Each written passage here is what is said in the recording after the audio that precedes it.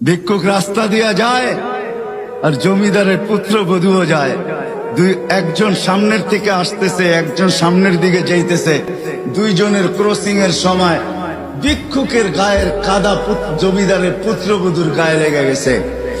সে দুনিয়া আন্ধার করে ফেলছে, স্বামীকে ডাইকা নিয়ে আসছে, বলছে ভিক্ষুক আমার কাপড় নষ্ট করে দিছে। সে শুধু ভিক্ষুক ছিল না, বৃদ্ধ ছিল। বৃদ্ধ ছিল না শুধু, জীর্ণ ছিল, শীর্ণ ছিল। শরীরে কাপড় ছিল না, ফাটা চিরা কাপড় ছিল। পায়ে জুতা ছিল না, পেটে ভাত ছিল না। জমিদারের পুত্র সইতে পারে নাই, যৌবনী শক্তি সয়তো সয় কি কইরা তার স্ত্রীর গায়ে ভিক্ষুকের কাদা। বস সমগ্র শক্তিকে হাতে জমা করা, একত্র করা বৃদ্ধের গালে বসায়। বৃদ্ধ কিচ্ছু বলে নাই, শুধু উপরের দিকে তাকায় দুই তিনটা শব্দ উচ্চারণ করছেন। শব্দগুলা হলো ইয়া আল্লাহ।